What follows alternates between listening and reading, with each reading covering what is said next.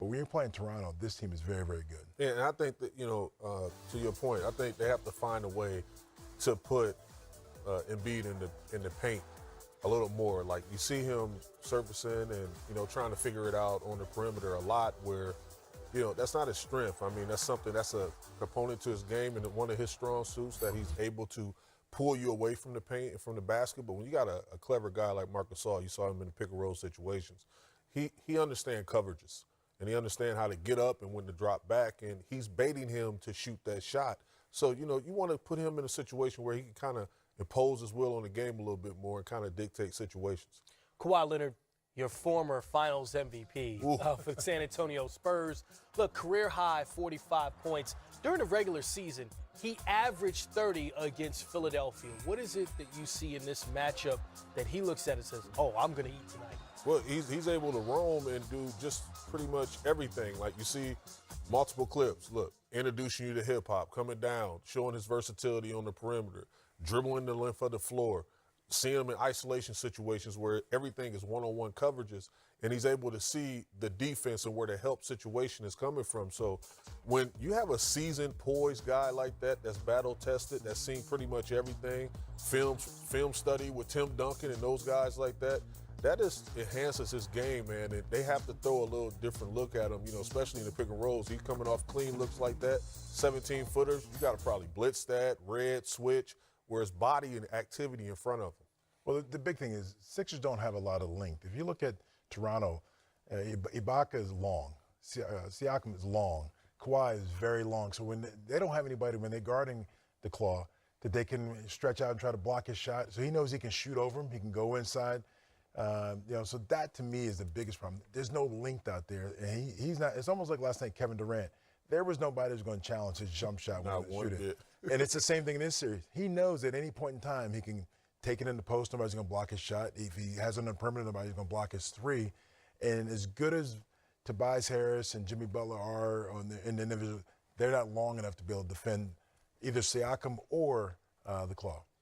One of the matchups we talked about prior to this game, Joel Embiid versus Marc Gasol. And we looked at it, okay, well, that was Marc Gasol playing for the Memphis Grizzlies. Well, tonight, Embiid, 5 for 18 from the field, 16 points, those still on par with the 14 points he's been averaging against Gasol.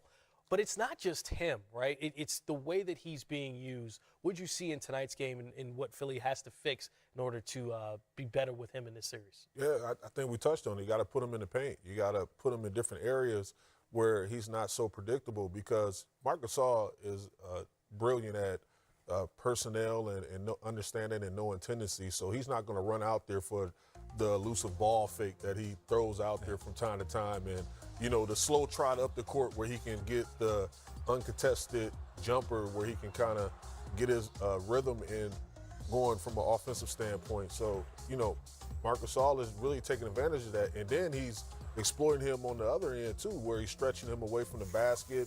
He's bodying him up. He's throwing all the little things, like the little tricks, and he's doing an excellent job of just confusing them and keeping them off balance.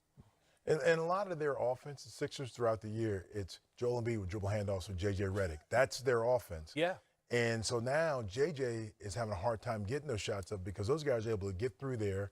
And so you end up forcing Embiid to have the ball in the perimeter a lot, looking for somebody to pass to. So it goes back to what Karan said. They've got to figure out a way with the offense, maybe get away from a little bit of that and figure out ways how do you get him on the block.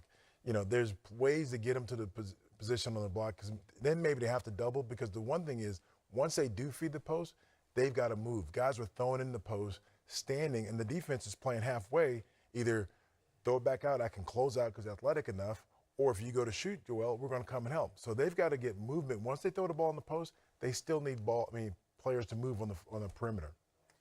So Toronto won this series in the regular season 3-1. Every game in the regular season was decided by 10 points or more, and it's now 14 consecutive home games for Toronto over Philly, dating back to 2013. Is there a sort of mental edge for a team like the Raptors when you dominate a team like the 76ers this long, especially when you just look at those streaks? I mean, from a veteran standpoint, it gives you a ton of confidence going into that space where we play extremely well at home, but, it's just one of those things that, you can't take for granted. And here we go. Here's Kind of Toronto mental head coach boost of Nick Nurse. Team when you see guys like Kawhi and Pascal come out in the first quarter and be so dominant right off the bat. Well, I think it got us kind of got the jitters out and stuff, Doug. To be honest with you, I didn't think we were moving great at the start tonight. Again, it's a start of another big series, and we weren't pushing as hard as I would have liked, and we weren't cutting as hard as I would have liked, and those guys kind of bailed us out and kept us ticking over. Actually played enough offense to kind of get us a nice little lead there at the start. So it was big to have those two guys step up and kind of jumpstart us.